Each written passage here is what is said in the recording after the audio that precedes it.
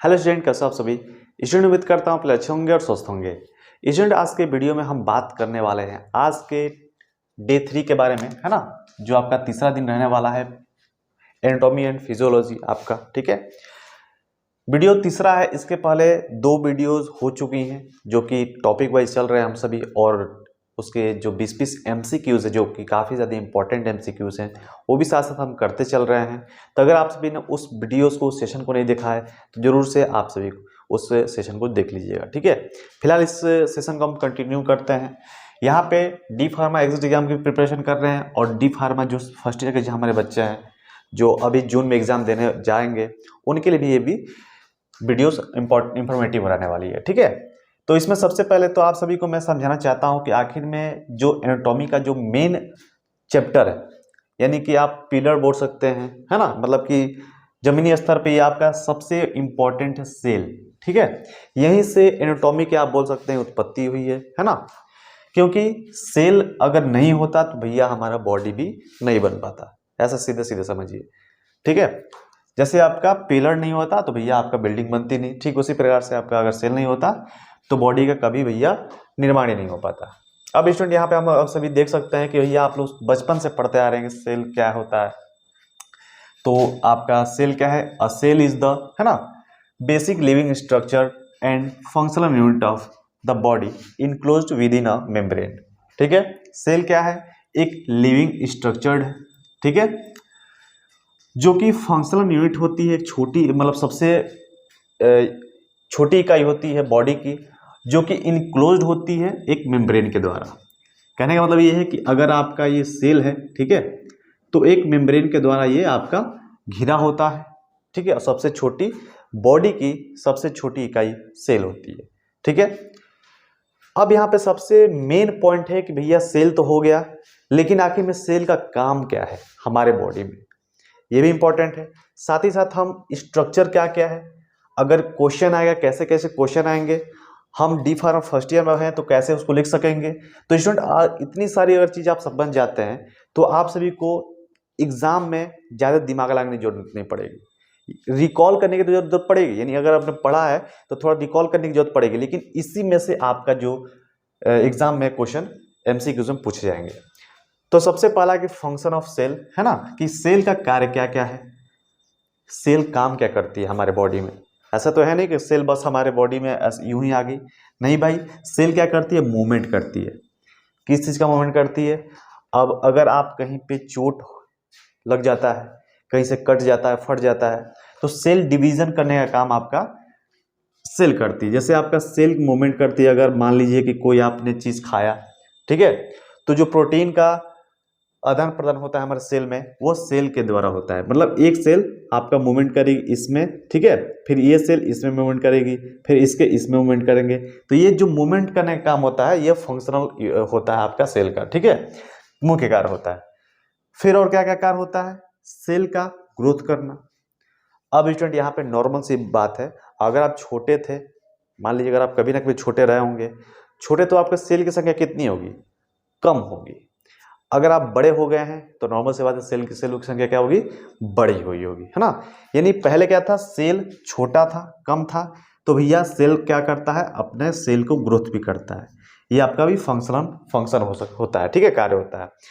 यानी सबसे छोटे बच्चों में कम सेल पाए जाते हैं और बड़े बच्चों में ज़्यादा सेल पाए जाते हैं। ठीक है, तो सेल खुद का ग्रोथ भी करता है, तभी आप बड़े हुए हैं और इससे भी बड़े होंगे।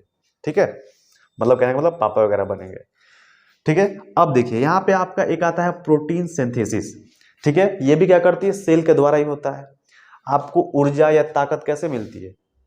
खाना खाते हैं, इससे मिलती है, लेकिन खाना खाने के बाद आपका सेल में प्रोटीन सिंथेसिस होता है जो कि बॉडी को ताकत देने का कार्य करता है।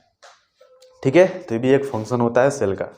ये चीज़ इंपॉर्टेंट है, MCQ में आप सभी से पूछ देगा कि भैया सेल का क्या क्या फंक्शन है, तो आप सभी को बताना होगा। ठीक है, कैसे कैसे MCQ आएंगे वो मैं आपको इस वीडियो लेक्चर के बाद मैं बताऊंगा इसी वीडियो में। ठीक है, तो उसको आप सभी जरूर देखिएगा।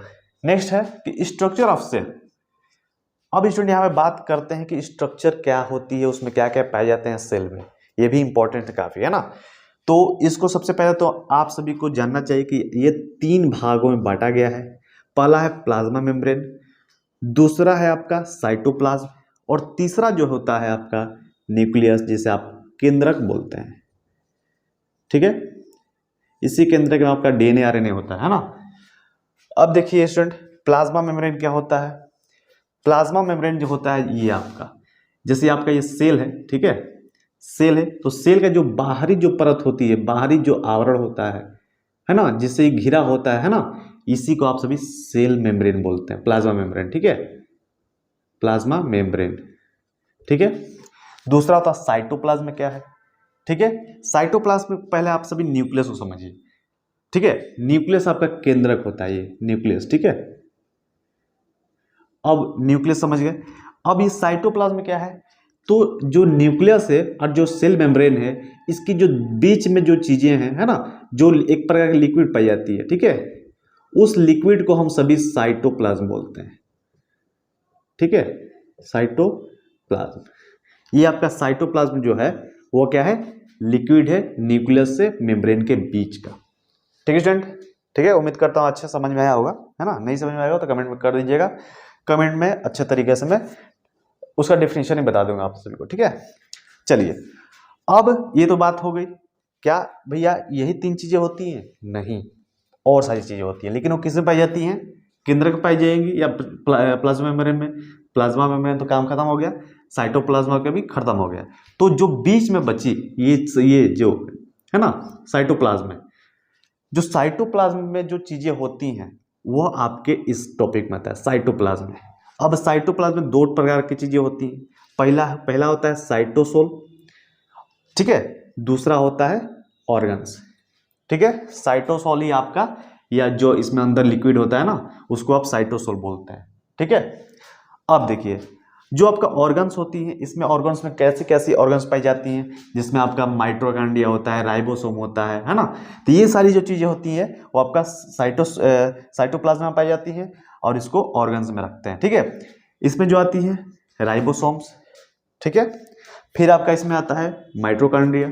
ठीक है, अब इसको स्ट्रक्चर फॉर्म में भी आपको समझाऊंगा। ठीक है, फिर आता है आप इसमें गोल्जी अपरेटस, फिर इंडोप्लाज्मिक रेटिकुलम, फिर आता है साइटोसोम्स, दूसरा आता है आपका सेंट्रोसोम, और फिर आता है आपका पैक्सोसोम। ठीक है, ये सारी जो जितनी चीजें हैं, अभी इतनी चीजें इससे भी अधिक पाई जाती हैं। ठीक है, लेकिन आप सभी के लिए इतना चीजें काफी समझना है ना, काफी है इतना।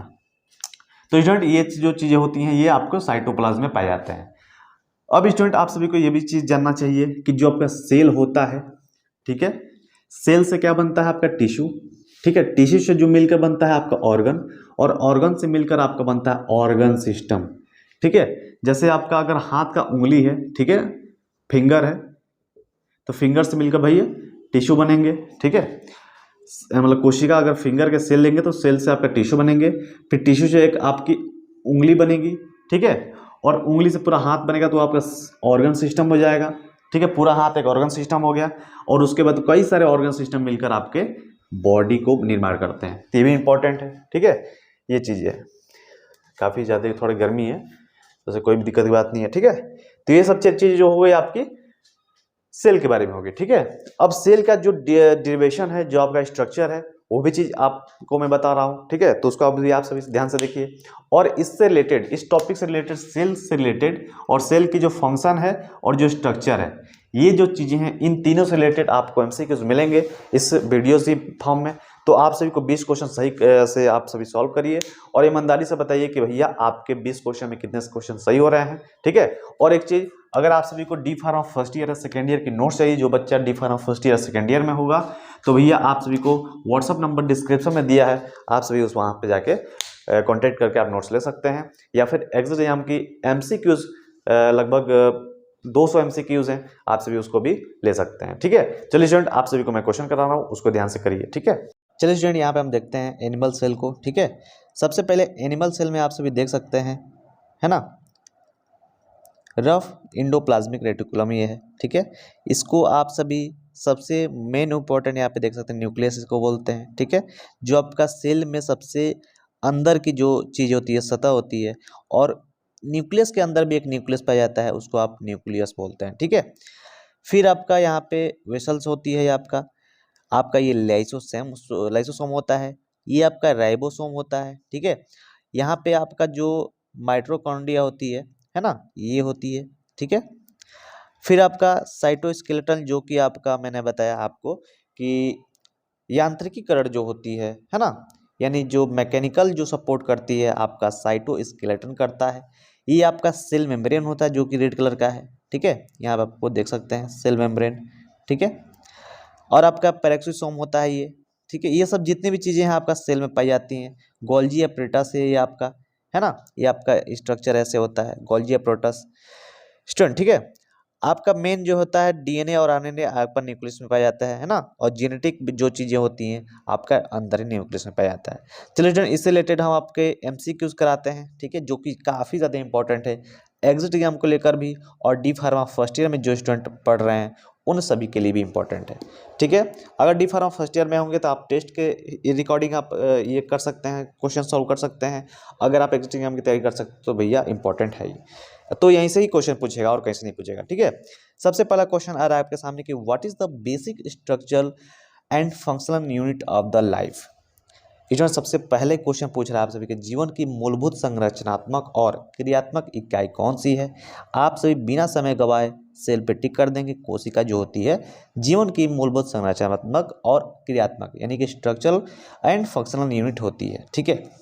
चलिए दूसरा क्वेश्चन स्टूडेंट आप सभी के सामने आ रहा है कि which organelle is called the power house of the cell, यानी कौन सी कोशिकांग कोशिका का पावर हाउस कहलाता है। स्टूडेंट आप सभी को भी पता होना चाहिए, माइटोकॉन्ड्रिया को हम सभी कोशिका का powerhouse, cell of the power house कहते हैं, ठीक है।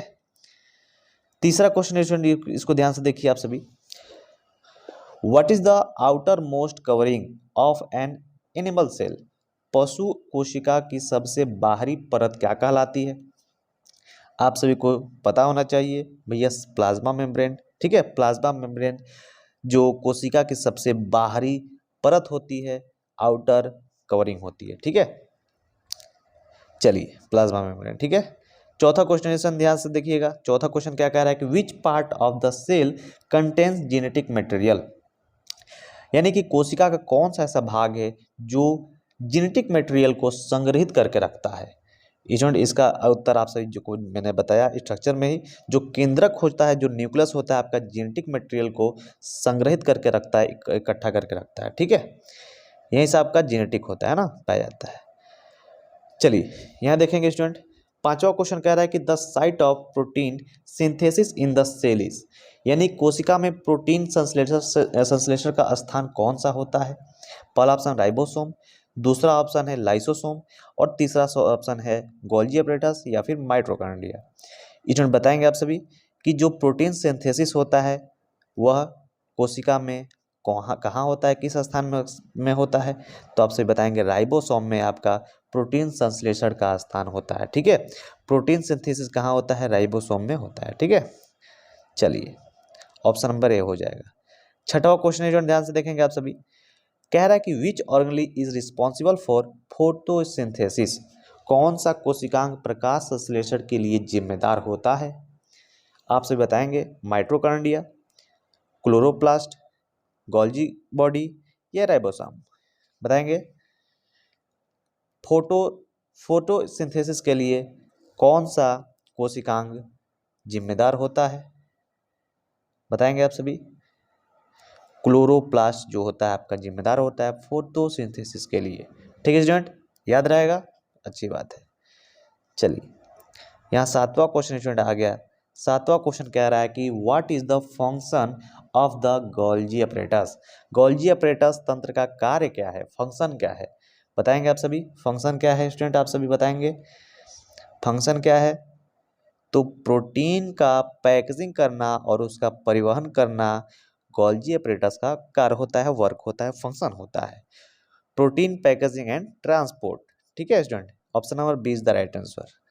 चलिए आठवां क्वेश्चन आप सभी सामने कह रहा है, क्या कह रहा है कि which of the following is absent in an animal cell but present in plant cell, यानी कि कौन सा ऐसा पादप कोशिका पाया जाता है जो कि पशु कोशिका में नहीं होता है और पादप कोशिका में पाया जाता है। बताएंगे लाइसोसोम, सेंट्रियोल, सेल वॉल या फिर राइबोसोम। बताएंगे आप सभी कि इनमें से कौन सा ऐसा ऐसा कोशिकांग है जो पशु कोशिका में तो नहीं होता है लेकिन पादप कोशिका में पाया जाता है। आपसे बताएंगे स्टूडेंट, पादप कोशिका में पाया जाता है और पशु कोशिका में नहीं पाया जाता है। तो आपका जो सेल वॉल होता है, जो कोशिका भित्ति होती है, पादप कोशिका में पाया जाता है लेकिन पशु कोशिका में नहीं पाया जाता है स्टूडेंट। ठीक है, चलिए सेल मेम्ब्रेन पाया जाता है वहाँ पे। ठीक है, और ये आपका जो आपका एनिमल सेल है इसमें लाइसोसोम भी होता है, सेंट्रियोल भी होता है, राइबोसोम भी होता है, लेकिन आपका सेल वॉल केवल और केवल पादप कोशिका में पाया जाता है, प्लांट सेल में पाया जाता है। ठीक है, चलिए 9वां क्वेश्चन जैसा आप सबके सामने ये रहा, पूछ रहा है कि what is the function of lysosome. Lysosome का कार्य क्या होता है? लाइसोसोम का कार्य क्या होता है, क्या काम करता है लाइसोसोम? प्रोटीन सिंथेसिस करता है, एनर्जी प्रोडक्शन करता है, या डाइजेशन करता है वेस्ट मटेरियल को, या फिर फोटोसिंथेसिस करता है, यानी प्रकाश संश्लेषण। लाइसोसोम की बात हो रही है, न कि राइबोसोम की बात हो रही है। लाइसोसोम का कार्य बताइए जल्दी से, लाइसोसोम का कार्य बताइए आप सभी। लाइसोसोम का कार्य होता है भैया वेस्ट मटेरियल को डाइजेस्ट करना, अपशिष्ट पदार्थों का पाचन करना, खा जाना। लाइसोसोम क्या करता है? वेस्ट मटेरियल को भैया खा जाता है। ठीक है, चलिए option number C is the right answer. यहाँ बताएंगे स्टूडेंट आप सभी 10वां क्वेश्चन स्टूडेंट आगे आपके सामने कह रहा है कि the smooth endoplasmic reticulum is responsible for. Smooth endoplasmic reticulum किसके लिए जिम्मेदार होता है? प्रोटीन सिंथेसिस के लिए, लिपिड सिंथेसिस एंड डेटॉक्सिफिकेशन के लिए, या एनर्जी प्रोडक्शन के लिए, या फिर डीएनए रिप्लिकेशन के लिए। बताएंगे आप सभी, बताएंगे आप सभी स्टूडेंट, आप सभी को बताना ही होगा। बताइए स्टूडेंट आप सभी का सही उत्तर क्या हो सकता है? जो स्मूथ एंडोप्लाज्मिक रेटिकुलम होता है लिपिड सिंथेसिस के लिए, है ना, और आपका डिटॉक्सिफिकेशन के लिए जिम्मेदार होता है। ठीक है, option number B is the right answer. चलिए यहाँ बताएंगे 11वां क्वेश्चन स्टूडेंट आ गया आपके सामने, कह रहा है कि पशु कोशिका में सेंट्रियोल का कार्य क्या होता है? What is the function of centrioles in animal cell. पशु कोशिकाओं में सेंट्रियोल का मुख्य कार्य क्या होता है? बताएंगे आप सभी। मुख्य कार्य सेल डिवीजन करना। ठीक है, सेल डिवीजन करने का काम जो एनिमल सेल में होता है सेंट्रियोल्स करता है। ठीक है, option number B cell division काम करता है। ठीक है, चलिए 12वां क्वेश्चन आप सभी के सामने 12 नंबर क्वेश्चन कह रहा है कि the double layered membrane surrounding the nucleus is called. जो आपके न्यूक्लियस में डबल लेयर्ड मेम्ब्रेन होती है उसे हम क्या कहते हैं भाई? क्या कहते हैं जल्दी बता दीजिए, जल्दी बता दीजिए आप सभी। आप सभी जो कहते हैं न्यूक्लियस मेम्ब्रेन कहते हैं, न्यूक्लियर मेम्ब्रेन। ठीक है, जो सराउंडिंग होती है न्यूक्लियस के डबल लेयर की जो मेम्ब्रेन, उसे हम बोलते हैं केंद्रीय झिल्ली यानी कि न्यूक्लियर मेम्ब्रेन। ठीक है, चलिए बहुत बढ़िया। यहाँ देखेंगे स्टूडेंट आप सभी 30 number question, what provides mechanical support to the cell. कोशिकाओं को यांत्रिक समर्थन कौन प्रदान करता है?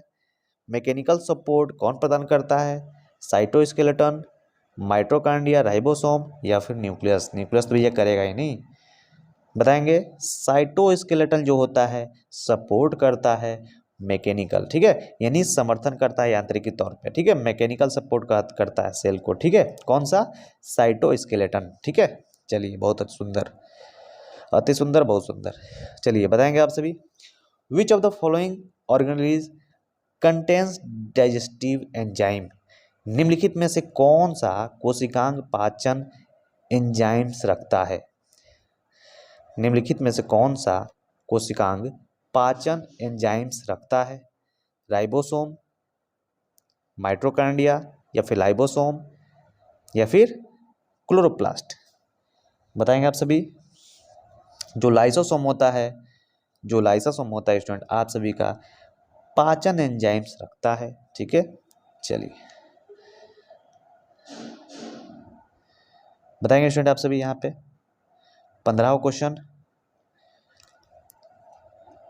Vacuoles in plant cell are mainly used for, पादप कोशिकाओं में वैक्यूल का मुख्य उपयोग किसके लिए किया जाता है? स्टूडेंट आपका जो सही उत्तर आना चाहिए वेस्ट स्टोरेज के साथ, ठीक है। वेस्ट जो स्टोरेज होते हैं उसके लिए हम वैक्यूल्स का मुख्य उपयोग करते हैं, ठीक है। चलिए 16वां क्वेश्चन आप सभी सामने, 16वां क्वेश्चन जो होता है इसको बताएंगे आप सभी, which organelle is known as the, है ना, सुसाइडल बैग। सेल में सुसाइडल बैग किसको कहते हैं भाई? सुसाइडल बैग यानी कोशिका का आत्मघाती थैला किसे कहते हैं बताइए? Golgi apparatus, lysosome, mitochondria, nucleus. Nucleus को नहीं बोलते हैं, माइटोकॉन्ड्रिया को नहीं बोलते हैं। बचा आपके सब ऑप्शन नंबर ए और बी बताएंगे। गोल्जी एपरेटस भी नहीं बोलते हैं। लाइसोसोम जो होता है सुसाइडल बैग बोलते हैं, ठीक है, लाइसोसोम को। चलिए यहाँ बताइएंगे आप सभी बताएंगे आप सभी student, which cell organelle helps in intracellular transport, कौन सा कोशिकांग अंतःकोशिकीय परिवहन में मदद करता है बताइए आप सभी? Endoplasmic reticulum, mitochondria, lysosome, ribosome. भैया आपका एंडोप्लाज्मिक जो रेटिकुलम होता है वह क्या करता है? परिवहन करता है, ठीक है, इंट्रासेलुलर ट्रांसपोर्ट करता है, ठीक है। चलिए यहाँ पे 18वां क्वेश्चन आप सभी बताइएंगे सभी, which organelle is responsible for the formulation, माफ कीजिएगा, the formation of the ribosome, कौन सा कोशिकांग राइबोसोम के निर्माण के लिए जिम्मेदार होता है? राइबोसोम के निर्माण के लिए कौन सा कोशिकांग जिम्मेदार होता है बताएंगे आप सभी? फॉर्मेशन राइबोसोम का कौन सा ऑर्गन करता है बताएंगे?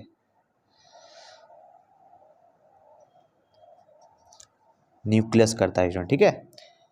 विच organelle is responsible for the formation of ribosome, ribosome के निर्माण के लिए न्यूक्लियस ही जिम्मेदार होता है, ठीक है। न्यूक्लियस यानी केंद्रक के भी अंदर एक केंद्रक पाया जाता है, ठीक है, उसको आप न्यूक्लियोलस बोलते हैं, ठीक है। चलिए 19वां नंबर क्वेश्चन आप सभी के सामने ये रहा।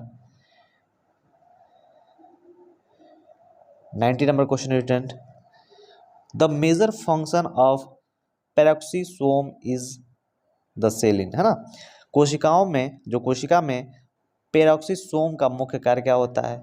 Major function of peroxisome in the cell is, कोशिका में पेरोक्सिसोम का मुख्य कार्य क्या होता है बताएंगे आप सभी? हाइड्रोजन पेरोक्साइड का, है ना, डिटॉक्सिफिकेशन यानी विषारण, ठीक है, डिटॉक्सिफिकेशन करता है हाइड्रोजन पेरोक्साइड का, ठीक है, प्रकाश संश्लेषण नहीं करता है, प्रोटीन सिंथेसिस नहीं करता है ना, और आपका एटीपी प्रोडक्शन में नहीं करता है, ठीक है। Option number C is the right answer हो जाएगा, ठीक है। इंपॉर्टेंट क्वेश्चन है स्टूडेंट आप सभी के लिए, ठीक है। चलिए यहाँ पे देखिए, विच ऑर्गेनली इज, है ना, which organelle is involve the modification and storing of protein, कौन सा कोशिकांग होता है जो प्रोटीन के संशोधन और छंटाई में शामिल होता है? मॉडिफिकेशन और स्टोरिंग ऑफ प्रोटीन्स में सबसे ज़्यादा कौन सा कोशिकांग शामिल होता है बताएंगे आप सभी? भैया गोल्जी एपरेटस, ध्यान रखिएगा, गोल्जी एपरेटस जो क्या करता है? प्रोटीन्स का स्टोरिंग करता है, प्रोटीन जो होते हैं स्टोर करने का काम किसका होता है? गोल्जी एपरेटस का, ठीक है। अब मॉडिफिकेशन भी किसका करता है? प्रोटीन का करता है, गोल्जी एपरेटस, ठीक है। तो Golgi apparatus is the right answer, option number C is the सही उत्तर हो जाएगा आप सभी का। और आप सभी 20 क्वेश्चन में कितने क्वेश्चन आप खुद से सही कर पाए वह आप कमेंट सेक्शन में बताएंगे, ठीक है। तो स्टूडेंट कमेंट सेक्शन जरूर बताया करिए, इंपॉर्टेंट है आप सभी के, है ना। एक तो आपका अगर टेस्ट है, अगर टेस्ट किस तरीके से सोच रहे हैं तो भी आपके लिए सही है ना। एग्जिट एग्जाम की प्रिपरेशन आप भी से कर रहे हैं तो भी सही है। तो स्टूडेंट घबराइए मत, आप सभी को ध्यान से इस क्वेश्चन को दोबारा से, अगर नहीं समझ में आ रहा है तो दोबारा एक बार प्रैक्टिस करिए, ठीक है। आप एक बार लेक्चर अच्छे से समझ लीजिए तब आप अच्छे से समझ कर पाएंगे। तो जरूर आप कमेंट में बताइएगा कितने क्वेश्चन आपके सही रहे। चलिए स्टूडेंट मिलता है आप सभी से नेक्स्ट सेशन के साथ, तब तक अपना ख्याल रखिए। जय हिंद, जय भारत।